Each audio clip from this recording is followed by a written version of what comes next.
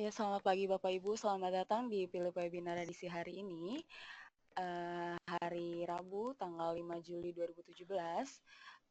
Seperti biasa bersama kami tim riset Philip Sekuritas Indonesia. Pagi ini Philip Webinar akan dipandu oleh saya Dwi dan rekan saya Yehuda Yehuda. Antoni, selamat pagi.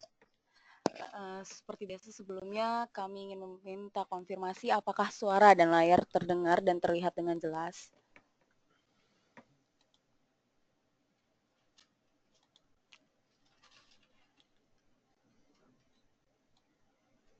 Kami masih menunggu konfirmasinya ya. Terima kasih Bapak Pyong untuk konfirmasinya.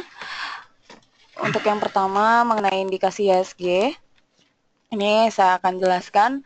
Untuk hari ini kami memperkirakan IHSG akan bergerak bearish terlebih dahulu. Ini di level support dan resisten 5836 sampai 5911, di mana market driver hari ini bisa digerakkan oleh yang pertama concern geopolitik. Korea Utara ini mulai meneruskan pembangunan misilnya ini hingga mencapai Hawaii, bisa mencapai Hawaii sampai Alaska. Ini yang kedua, ini standar keamanan konsil geopolitikal PBB. Kalau yang kita kenal di sini PBB ini sedang mempersiapkan meeting atau pertemuan daruratnya pada hari ini. Yang ketiga ini G20 dilaksanakan di Hamburg untuk minggu ini, di mana kemungkinan Presiden Trump akan bertemu dengan Putin untuk pertama dari kalinya, Rusia. Ya. Untuk yang kedua ekonomi kalender hari ini ada meeting The Fed yang kesekian kalinya di bulan Juni. Ini yang pertama kita akan melihat bagaimana komitmen The Fed untuk menaikkan suku bunga yang terakhir atau sekali lagi pada tahun ini. Yang kedua ini mau untuk mendetailkan rencana mengenai perampingan neraca keuangan US ini sendiri. Ini selanjutnya interest rate untuk Bank of Thailand. Dan terakhir ekonomi kalendernya ada inflasi Juni untuk Filipina. Dan untuk hari ini market US tutup karena semalam ini untuk merayakan hari kemerdekaannya. Selanjutnya market news. Ya, market news yang pertama itu dari PPRO ya. PPRO telah mencatatkan pre-sale performance atau marketing sales sebesar 1,4 triliun dengan run rate sebesar 45% dari total target tahun ini itu 3,1 triliun ya. Ini dibandingkan beberapa emiten properti lain cukup baik ya Wi. Kelasnya sudah hampir sama BSD kalau misalnya marketing salesnya sebesar ini. Capex-nya dia udah makan sekitar 500 miliar dari total budget itu 1,9 triliun untuk tahun ini ya. Itu capex-nya buat project yang dia bangun seperti Grand Samaya Lagoon sama Bengawan Apartment. Terus yang kedua Telkom itu setelah kemarin ya, bukan kemarin 2 hari yang lalu tepatnya menjadi emiten dengan kapitalisasi terbesar di GCI ya, melewati HMSP yang tadi sebelumnya memegang posisi pertama. HMSP jadi turun posisi ketiga, BCA yang jadi kedua sekarang ya. Lalu selanjutnya itu LT baru keluar nih laporan tahunan 2016, meskipun pendapatan naik 1,6 menjadi 1,68 triliun, naiknya 20,9% dari tahun lalu. Tapi bottom line-nya itu tetap jelek ya, ya. Meskipun loss-nya turun dikit ya dari 724 miliar menjadi 547 miliar. Dia juga baru launching beberapa produk ya, produk baru itu seperti Taman Sari Prospero, OCI Condotel Rasuna Epicentrum sama Hadiningrat Terrace Apartment ya. Terus yang terakhir itu dari Wika kemarin Q1-nya juga baru keluar ya, ya. Pendapatan bersihnya naik jadi 3,81 triliun dari 2,72 triliun. Dari segi biaya COGS-nya juga naik 3,4 triliun dari 2,4 triliun, OPEX juga naik 117 miliar dari 8,6 miliar. Tapi meskipun kosnya naik, bottom line tetap bagus ya, ya. Malah naik cukup banyak nih, hampir 3 kali lipat tuh ya, dari 71 miliar menjadi 245 miliar. Jadi kemarin memang ada pergerakan juga saham IKM karena laporan keuangannya cukup bagus. Iya. Mungkin kita sedikit membahas review kemarin ya. IHSG cukup turunnya sekitar 0,80%. Ini dikarenakan kita bisa lihat Bapak Ibu dari chartnya. Secara chartnya juga kemarin memang sempat sudah tinggi ya. Sudah berkat resisten. Bollinger Band-nya juga tembus ya, Bollinger Band atasnya pas 2 hari yang lalu ya. Itu kan memang kalau kita prediksikan sih memang aksi dari profit taking juga satu, dan kedua itu bagian dari kabar dari market sih memang klien-klien institusional banyak yang masuk ke lelang SBSN ya, lelang dari Menkyu. Soalnya ini lelang pertama setelah libur lama, libur lebaran. Terus juga banyak aset money market yang jatuh tempo pas tanggal 3-nya. Jadi mereka harus rebalancing portfolio, ikut lelang lagi. Target lelangnya tuh kemarin 5 T, yang masuk 7,4 T. Jadi memang kelihatan kan di situ demand-nya over dibanding target kan. Yang dimenangin padahal cuma 1,6 T doang. Tapi untuk masuk lelangnya itu kan memang udah harus sedia uang dulu. Jadi kemungkinan mereka pullback dari dana equity mereka buat masuk standby di lelang tersebut. Masalah menang atau enggak kan dipotongnya nanti kan. Jadi yang dimenangin cuma 1,6 T doang dari 7,4. Memang mungkin pemerintah juga nggak mau kasih banyak-banyak ya. Kalau misalnya kelihatan dari demand-nya tinggi atau enggak juga bisa dilihat dari yield-nya. Mereka kalau misalnya yield-nya rendah, mereka lebih rela gitu ya. Maksudnya kalau misalnya nggak rela-rela banget kan yield-nya lebih tinggi aja gitu. Ini yield rendah ya mungkin demand-nya tinggi juga. Bisa dilihat dari situ sih, jadi kombinasi dari dua itu ya Wi. Jadi cukup sehat mungkin ya koreksi kemarin ya. Iya. Untuk hari ini sepertinya akan turun terlebih dahulu Bapak Ibu untuk IHSG ini bisa ke 5817 terlebih dahulu karena ini Bollinger Band-nya juga sudah tertembus kemarin 2 hari yang lalu. Maksud saya ini kayaknya akan kemungkinan koreksi terlebih dahulu. Nanti apabila IHSG sekitaran 5.700 baru akan kembali tren naiknya akan dicapai lagi ya udah ya. Demikian Bapak Ibu untuk pembahasan IHSG. Kami menunggu pertanyaan dari Bapak Ibu yang memiliki pertanyaan. Ini dapat dimasukkan di kolom question box yang tersedia.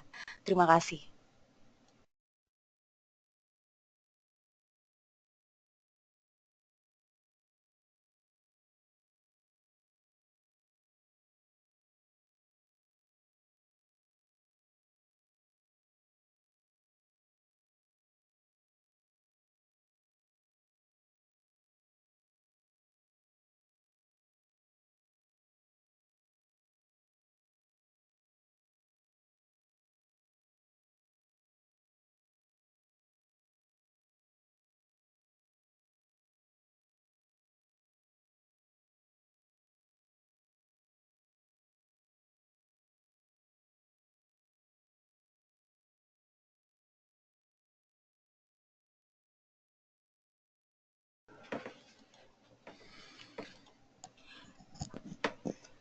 Ini pertanyaan pertama dari Ibu Vivi mengenai saham SRIL dan KBLI. Untuk SRIL secara teknikal ini akan ada kenaikan sedikit Bu, walaupun ini sangat tipis ya udah terlihat ya. Ini mungkin apabila ada penguatan ini cuma hanya sampai ke 330-an. Ini kalau Ibu sudah punya ini bisa di hold, tapi kalau belum ini Ibu bisa wait and see.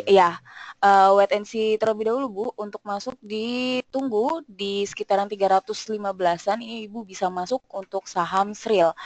Apabila di 316 nanti tidak memantul ke atas, ini Ibu bisa akumulasi averaging down ini di 300-an Bu. Demikian untuk SRIL. Selanjutnya KBLI. Untuk KBLI juga pergerakannya cukup sideways. Ini sangat tipis pergerakannya Bu. Ini kemungkinan walaupun bergerak ini sangat tipis terlihat dari pergerakan candlenya ya, ya udah ya. Biasanya kalau ngeliat saham begini sih ngeliat volume indicator-nya aja sih ya. Iya, Kalau misalnya ada spek di volumenya baru mungkin ada pergerakan saat hari itu ya. Kalau misalnya volumenya dikit ya pergerakan swingnya juga sedikit sekali. dikit kan. Ini kalau misalkan nantinya volumenya memang tinggi, ini kalau ibu sudah punya atau ikut masuk, harap dapat take profit apabila sedikit sudah mendapatkan cuan ya, ya Iya. udah ya, karena apabila sudah bergerak flat ini akan lumayan lama Bu bergerak flat ya Bu. Demikian untuk KBLI. Pertanyaan selanjutnya dari Ibu Putri mengenai kapan sebaiknya masuk di saham BER. Ini secara stokastik ini mau turun terlebih dahulu Bu. Kemungkinan turunnya ini juga cukup kuat ya, karena sudah menyentuh upper band-nya. Ini bisa kembali ke sekitar 4.730-an, mencapai juga bisa turun ke 4.670-an Bu. Ini Bu bisa tunggu terlebih dahulu Bu. Ini untuk tidak masuk saat ini bisa ke 4.750-an dulu Bu. Untuk saham seperti ini juga kan dia juga punya taksi online ya, Yahuda ya. Ini beberapa hari yang lalu ada kenaikan tarif taksi online juga. Jadi bisa jadi sentimen positif tuh ya. Positif. Tapi untuk secara teknikal kami tidak menyarankan untuk masuk saat ini Bu. Ini sudah terlalu tinggi harganya. Ini bisa tunggu ya Bu terlebih dahulu di 4.700-an. Demikian untuk saham BIRD. Ini selanjutnya Bapak Setiadi, bagaimana dengan TLKM dan SMGR? Gimana ya udah? Nah, Telkom kemarin kan memang koreksi wajar ya, profit taking setelah biasa kalau misalnya tembus Bollinger Band atas pasti ada koreksi ya. Kalau misalnya menurut kita sih tunggu di level support pertamanya itu ada di 4450 ya, sekitar 4450 ya, ya. Terus kemudian bisa averaging down sampai level Bollinger Band tengah itu di 4345 ya. Jadi kalau misalnya bisa bersabar sedikit, mungkin bisa bermain di level tersebut ya, karena sekarang juga RSI-nya juga lumayan tinggi ya. Iya. Udah lumayan overbought sekali. Jadi bisa tunggu untuk lebih murah sedikit ya. Ini juga kalau misalnya ada tekanan dari penjualan dari sisi MACD-nya bisa berbalik arah nih ya, dari convergence kemungkinan bisa ada divergence nih. Jadi sebaiknya bersabar terus kemudian averaging down ya. Terus selanjutnya apa, Wi? SMGR.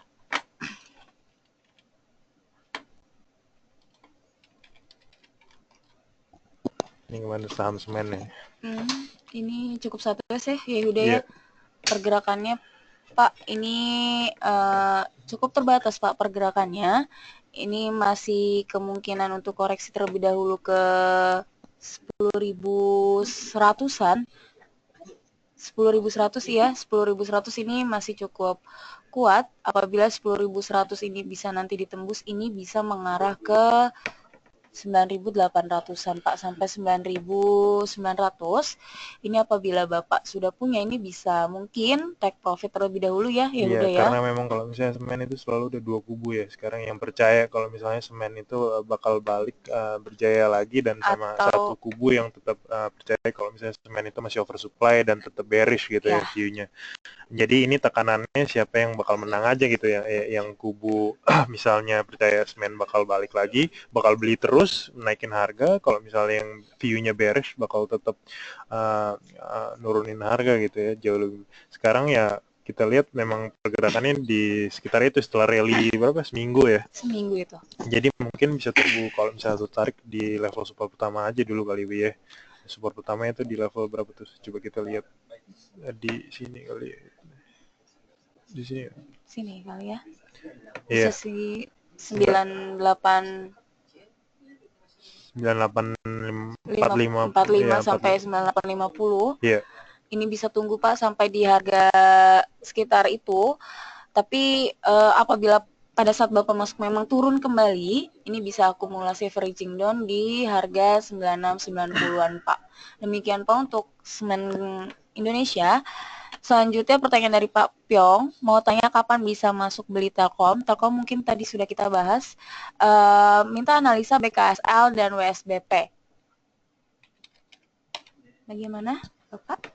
BKSL masih massive downtrend ya, kalau misalnya kita lihat secara teknikal, meskipun sudah cukup oversold sekali, mungkin bisa untuk jangka panjang masih belum disarankan dulu kali ya. Mungkin kalau misalnya memang tertarik masuk bisa bermain untuk swing trading sementara ya. Koleksi di level support pertama itu di 70 ya. 70 berarti 70 kemungkinan ya bisa swing trading sampai level Bollinger Band tengah ya, karena memang ini sudah oversold, biasanya balik ke tengah itu di level 75 lah. Jadi gapnya juga lumayan lah itu ya, bisa bermain di level segitu untuk trading. Berarti tunggu dulu ya, ya udah ya sampai ke angka 70. Tapi ini udah nyentuh kan ya, itu 70 Ini udah masih nyentuh, 7, udah nyentuh support kan ya. Memang kalau misalnya memang tertarik masuk ya bisa masuk di situ ya, tapi harus gerak cepat kali itu ya, swing trading lah. Selanjutnya WSBP ya. WSBP ini pembalikan arah. Ini kemarin memantul walaupun masih ditutup turun, tapi ini sudah menyentuh Bollinger tengahnya, Pak. Ini apabila Bapak sudah punya, ini bisa di hold terlebih dahulu sampai ke 490. Karena saat ini memang pergerakannya bearish, ini cukup panjang. Jadi untuk midtermnya juga ini sangat flat, Pak. Jadi pergerakannya sangat tipis. Apabila Bapak mau masuk saat ini juga dengan resisten paling terdekatnya di 490, Pak. Tapi apabila masuk saat ini ternyata memang belum memantul ke atas, ini Bapak bisa akumulasi averaging down di sekitar 478 sampai 473. Ini demikian Pak untuk WSBP. Selanjutnya Bapak Robertus, perkiraan jasa marga dalam waktu dekat, bagaimana dengan Indofood dan Unilever? Kita bahas jasa marga, Pak. Ini jasa marga kemarin Lebaran ya, yaudah ternyata tidak pendapatannya tidak seperti tahun lalu. Ini masih berada di bawah target saat Lebaran pencapaiannya. Karena Lebaran juga cukup singkat di sekitar 16 hari saja dan ternyata biaya yang dikeluarkan untuk persiapan itu masih cukup tinggi dibandingkan dengan pendapatannya. Itu secara fundamental mungkin nih, Pak. Ini secara teknikal, ini pergerakannya mungkin akan satu terlebih dahulu, Pak. Medium view-nya ada sedikit uptrend ya, uptrend. Ya. Tapi mungkin kalau mau masuk tunggu di level Bollinger Band tengah dulu karena sekarang memang udah cukup tinggi kali ya. Coba di level berapa tuh? 5.250-an. Iya, mungkin di level segitu kali ya. Terus averaging down nyampe 4910 kali ya, 4910. Sini ya. Nah, itu atau ya atas lagi. Di sini ada di 4.900-an, Pak. Iya. Untuk jasa marga, Pak. Tunggu terlebih dahulu, Pak, ini karena akan ada sedikit koreksi, Pak, terlihat Pak dari sisi RSI maupun jasa stokastik, Pak, maksud saya. Selanjutnya bagaimana dengan Indofood dan Unilever?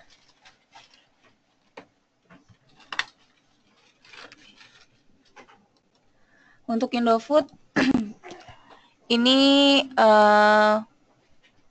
pergerakannya masih membingungkan ya, Yuda, mau naik atau ini kan kemarin dia turunnya yang ada berita jual tanah itu kan? Ya.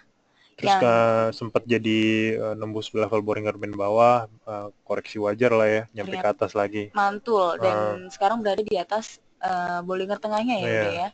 Kemarin ditutup melemah, Pak, tapi ini sepertinya kita tunggu, Pak, apabila harganya hari ini bisa menembus di 8795 sampai 8800, ini Bapak bisa masuk, tapi ini pergerakannya cukup tipis, Pak. Ini sampai ke 8890 hingga 8900, Pak. Tapi kemungkinan naiknya memang lumayan tinggi karena MACD-nya juga kemarin baru golden cross ya. Berubah dari divergence menjadi convergence, itu biasanya indikasi positif untuk suatu emiten gitu ya. Stokastik juga masih berpeluang naik nih ya Iya, Yuda ya. Kita bisa lihat di sini tapi Pak. mungkin masuknya harus tepat aja ya kalau misalnya mau biar nanti profit takingnya maksimum gitu. Jadi tadi di level berapa, Wi? Ada di 8.800 sampai ke nanti resistennya ada di 8.900 Pak. Demikian Pak untuk Indofood. Ini selanjutnya Unilever.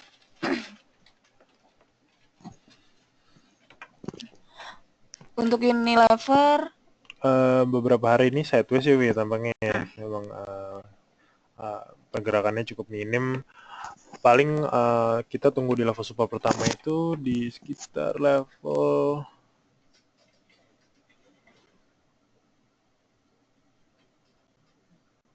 48 5 lah. 450 lah ya. Oh, ya. Sekitar segitu, lalu bisa averaging down sampai level Bollinger Band tengah itu 48.000. Tapi secara fundamental memang dia tetap solid ya. Maksudnya dia udah levelnya 100% mature, semuanya dia nggak tahan retain earning kan, mau dibagikan dividen. Tapi tampaknya maksudnya foreign masih tetap suka, view-nya masih uptrend ya, mungkin tembus 50.000 tahun ini mungkin masih masuk akal Berpeluang lah ya, berpeluang cukup tinggi ya. Tinggal masuk entry point-nya aja itu kapan, tinggal di tadi ya, di level support pertama lalu averaging support kedua. Karena kalau misalnya saya kurang suka kalau misalnya beli di atas level Bollinger Band tengah itu biasanya pasti ada koreksi dulu Koreksi gitu ya. dulu baru naik lagi. Karena biasa RSI-nya juga udah nggak gitu murah, kecuali misalnya RSI-nya udah oversold ya barulah ya. Ya, selanjutnya untuk Bapak Dedi,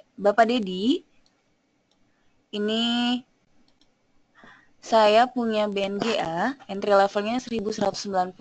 Apakah masih bisa di hold? Bagaimana analisa saham ini secara fundamental dan teknikal jangka pendek, menengah maupun panjang? Untuk BNGA, mungkin kita bahas secara teknikal dulu, Pak. Ya, teknikalnya kemarin ya ini ngikutin yang 2 hari lalu naik ya. Sorry, tepatnya sebelum Lebaran.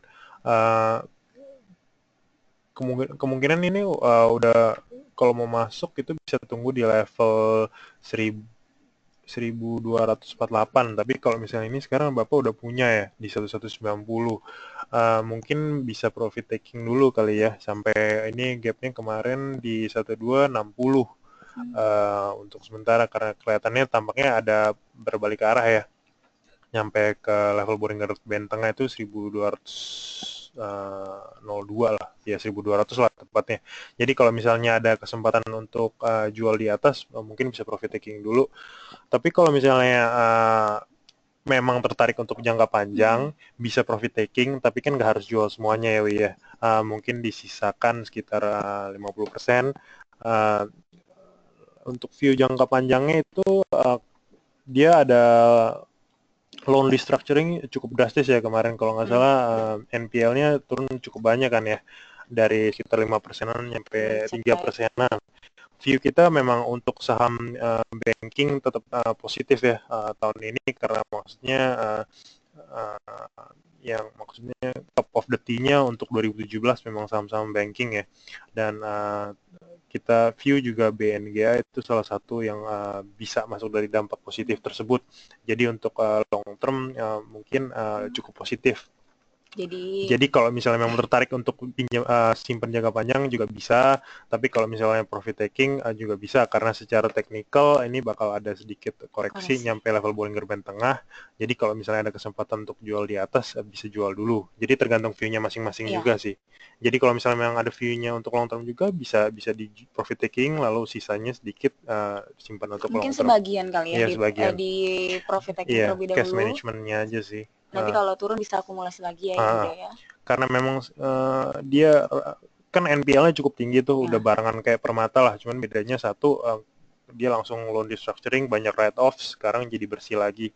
Ya lebih bagus lah jadi itunya. Kalau nggak salah dia udah masuk buku 4 kan, kalau nggak salah ya. Udah masuk buku 4 lah. Jadi prospeknya cerah buat BNGA. Kalau udah buku 4 mungkin lebih stabil kali ya, lebih ya udah ya. Cost of fund dia juga pasti lebih murah kan kalau udah buku 4 ya. Demikian Pak Dedi, semoga terjawab. Selanjutnya pertanyaan dari Bapak Roy Barus mengenai CTRA, ELSA, dan LPKR. Ini analisnya Pak, CTRA. Bagaimana ya udah? CTRA kita ada coverage target price di 1480 untuk 52 minggu ke depannya ya. Itu berdasarkan hasil dari Q1 di 2017. Untuk sementara kita masih maintain view tersebut, masih ada kemungkinan untuk nyampe 1480. Tetapi kalau misalnya belum punya barang, kita bisa sarankan untuk beli di level support pertamanya itu ada di 1150 ya, Wi ya. Iya. 1150, kemungkinan averaging down di level Bollinger Band tengahnya itu di 1120 ya.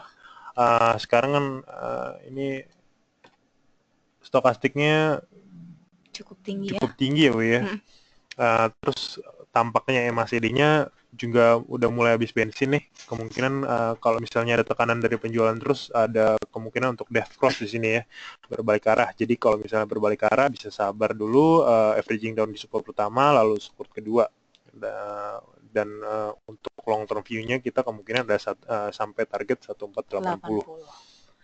Demikian Pak untuk CTRA. Sekarang ELSA Pak. ELSA ini downtrend-nya ini cukup lumayan ya Pak. Ini ada sekitar 3 bulan loh Pak, dari pertengahan bulan Mei. Ini kemarin ada sedikit pantulan walaupun ditutup masih merah dibandingkan hari sebelumnya, tapi ini sudah menyentuh Bollinger tengahnya Pak. Ini kalau misalkan Bapak sudah punya, ini bisa di hold terlebih dahulu. Ini sampai ke arah 307 Pak, 307-an. Ini tetapi apabila Bapak belum punya, ini Bapak bisa masuk saat ini dengan resisten paling dekatnya ada di 300 Pak. Untuk resisten keduanya, apabila Bapak masih mau menunggu hingga profit maksimum, ini ada di sekitar 307 Pak. Demikian untuk ELSA. Tapi kalau misalnya saham ELSA ini kita perhatikan korelasinya sangat tinggi dengan berita harga minyak ya. Jadi kalau misalnya memang untuk mau profit taking harus sabar dengan pas minyaknya lagi bagus juga. Kalau misalnya pergerakan lagi minim ya maksudnya pergerakannya juga minim gitu biasanya. Dan memang harga minyak ini setiap harinya banyak berita yang mungkin berubah ya. Ini tapi untuk belakangan ini memang cukup baik Pak untuk minyak karena pasokan Amerika ini sedang menurun. Ini dikarenakan beberapa memang jumlah kilang minyaknya ini berkurang, lalu ada pemeliharaan beberapa kilang minyak dan bagian yang terkait dengan produksinya Pak. Walaupun dari sisi lain ini ada beberapa negara di luar OPEC yang memang dibebaskan untuk produksi seperti Libya dan Nigeria. Jadi walaupun ada satu sisi yang mengurangi produksi atau supply, ini sisa lain juga menambah Pak. Jadi untuk komoditas-komoditas yang saham-saham yang berbau komoditas minyak mungkin harap dijaga ya Pak apabila sudah memiliki saham-saham seperti ini Pak. Yeah. Selanjutnya LPKR. Secara teknikal ini sudah berada di upper band ya. Iya, koreksi biasanya kalau seperti ini. Ya, akan koreksi terlebih dahulu ya. Ya udah ini mungkin di sekitaran sampai ke 665 hingga ke 650-an Pak. Apabila Bapak mau masuk ini harus maksud saya untuk wait and see terlebih dahulu Pak. Bisa masuk di kisaran angka tersebut Pak. Untuk fundamental mungkin mau menambahkan ya udah. Kalau fundamental terus terang saya Lipo Group oke ya untuk view-nya, tetapi kalau misalnya banyak menurut saya emiten yang prospeknya lebih bagus dalam sektor properti. Contohnya seperti Pakuwon gitu misalnya, karena recurring income-nya misalnya lebih stabil dengan misalnya sekarang properti belum recover, dia recurring income-nya itu hampir 50%, jadi kalau misalnya marketing sales-nya nggak gitu bagus, dia tetap bisa hidup lah. At least recurring income-nya itu kalau misalnya property developer itu bagus, kalau misalnya recurring income-nya bisa cover OPEX mereka. Kalau misalnya OPEX mereka udah cover dari recurring income, itu udah enak banget deh. Nah, sekarang yang bisa seperti itu paling cuma Pakuwon doang, BSD aja juga belum bisa kan sekarang. mungkin kalau misalnya bisa di suatu saat ke depan gitu LPKR grupnya Lipo gitu bisa seperti itu sesuatu yang bagus gitu ya. Tapi sekarang sih mungkin kita bergeraknya kalau misalnya tertarik di technical dulu aja kali ya. Untuk LPKR ini ya. Demikian Pak untuk Pak Roy Barus. Selanjutnya pertanyaan dari Bapak Madem mengenai rekomendasi teknikal saham Pegas dan Mika. Pegas dulu ya Pak, kita bahas. Untuk Pegas ini cukup flat pergerakannya dari pertengahan mungkin April ya. Ini pertengahan April, ini cukup sideways Pak, dan saat ini berada pada titik tengah Bollinger Band-nya. Ini sepertinya kemungkinan ini bisa ke atas Pak, ini bisa ke 2430-an Pak, sampai ke 2450-an Pak. Apabila Bapak sudah punya, ini bisa di hold terlebih dahulu. Apabila belum, ini Bapak bisa masuk di area saat ini mungkinnya ya udah ini cukup baik, time yang cukup baik. Tapi apabila Bapak masuk ternyata memantulnya ini agak agak untuk saat ini belum memantul, ini bisa averaging down di sekitaran 2290-an Pak. Demikian Pak untuk teknikalnya Pegas. Selanjutnya Mika. Untuk Mika ini sepertinya akan terkoreksi terlebih dahulu Pak. Ini bisa dilihat secara stokastik juga sudah turun, RSI juga sudah overbought Pak. Ini sudah menipis Pak pergerakannya, histogram ya Pak. Ini untuk saat ini kami tidak menyarankan untuk Mika Pak. Ini bisa turun sampai ke 1850-an dulu Pak. Demikian Pak untuk Mika. Ini selanjutnya masih Bapak Setiadi. Kalau masuk BMRI, ini di harga berapa? Ini sudah cukup tinggi ya udah. Iya, mungkin koreksi dulu, tunggu nyampe ya di situ kali ya, atas lagi lebih 12680 ya kira-kira lah ya. Untuk misalnya support utama itu cukup jauh juga gapnya karena maksudnya ini loncatnya cukup tinggi sih pas tanggal 3 ya. Sebaiknya tunggu koreksi karena maksudnya ini levelnya sudah overbought sekali. Meskipun dari MACD-nya masih convergence ya, tetapi kembali memang kalau misalnya sudah mahal nggak worth it gitu kalau. Jadi tunggu koreksi, at least nyampe di level 1260-an ya. Iya. Tapi kemungkinan sih cukup ini karena gapnya jauh, paling kalau misalnya nyampe-nyampe di 12680 juga bisa kali ya. 12860. 12860. Karena ini gapnya juga jauh, susah biasanya koreksi nyampe sini ya. Jadi kalau misalnya itu paling averaging down sih. Karena kalau misalnya kayak gini sih kayak kalau kita lihat di sini juga kan pasti koreksinya dalam nyampe ke level Bollinger Band tengah lagi kan. Tergantung misalnya kalau misalnya mau sabar seperti itu bagus. Tapi kalau misalnya belum bisa sabar ya tadi di 12860 terus averaging down tunggu lagi di 12690. Demikian Pak Setiadi. Ini Bapak Ahmad Irfandi, bagaimana dengan Jasa Marga, BBNI, dan Harum? Apakah bisa di-sell atau di-hold? Untuk Jasa Marga mungkin sudah kita bahas ya Pak. Ini BBNI Pak sekarang. Ini BBNI sepertinya ini apabila Bapak sudah memiliki BBNI ini cukup murah Pak. Ini saat ini mungkin bisa di-sell sebagian Pak dengan menunggu sampai ke 6.534. Ini Bapak bisa averaging down apabila ingin menambah barang. Tapi bila angka tersebut ternyata tembus ke bawah, ini Bapak bisa akumulasi lagi di sekitar 6380-an Pak untuk BBNI. Ini selanjutnya ini untuk Harum. Tampaknya naik kalau call-nya hari ini 2%. Iya. 3 hari berturut-turut ya sepertinya batu bara ini cukup. Tapi hari ini baru ini lagi kan. Kemarin kan dia nggak gitu. Cukup tidak terlalu tinggi ya. Stokastiknya juga udah murah banget. Pasti balik ke Bollinger Band tengah itu. Iya. Ini pergerakan paling dekat ya Pak. Ini bisa menyentuh ke 2065, Pak. Apabila angka tersebut bisa tertembus, ini bisa mencapai upper band-nya ini di sekitar 2175, Pak. Demikian Pak untuk saham Harum. Ini Bapak bisa hold terlebih dahulu Pak apabila Bapak sudah punya. Lalu selanjutnya ini Bapak Markus. Mohon review Aisyah dan Inaf. Ya, Aisyah udah hampir seminggu turun berturut-turut ya. Tekanannya kalau misalnya kita lihat itu foreign semua sih biasanya. Ya, broker yang paling jelas buang barang itu Maybank, hampir 75 miliar kalau nggak salah dia buang barang, tekanan terus.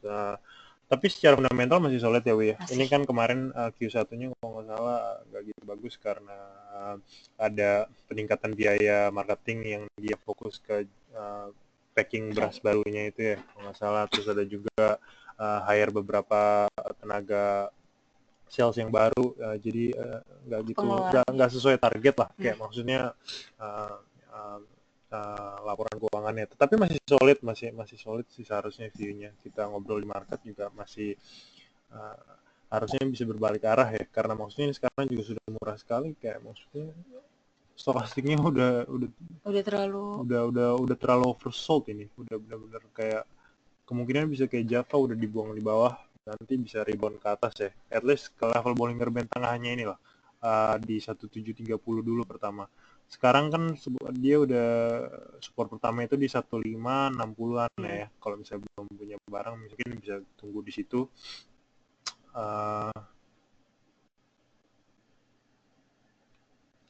Ya, jadi kira-kira bisa trading gap-nya ini juga lumayan besar ya kalau misalnya ada berbalik arah. Karena technical ini udah oversold banget sih. Dan technical dan fundamentalnya solid. Gitu. Solid. Dan sampai itu kemarin juga misalnya memang mengalami tekanan ya, seperti Rals gitu. Rals gitu. Ya. Rals yang mungkin dalam banget tuh Rals ya. Iya. Lanjut. Ya. Ini ada di saham Inaf, masih Bapak Markus. Ini Inaf kemarin ditutup merah, Pak. Tapi ini berada pada Bollinger tengahnya. Ini bisa apabila Bapak sudah punya ini bisa di hold ya. Ya udah ya sampai mungkin ke 3.200-an Pak terlebih dahulu. Ini apabila turun juga tidak terlalu jauh Pak, gapnya ini ada di 2.790 hingga 2.800.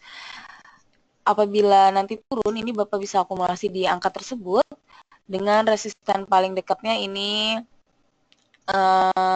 di Bollinger tengahnya ini di 2.900-an hingga 3.100 Pak. Demikian Pak untuk Inaf. Iya. Sepertinya sudah tidak ada pertanyaan lagi ya udah. Mungkin kita sudah ya. Demikian Bapak Ibu untuk webinar pagi ini. Terima kasih atas atensinya. Kami mengundang Bapak Ibu untuk mengikuti webinar esok hari di jam yang sama. Selamat pagi dan salam cuan.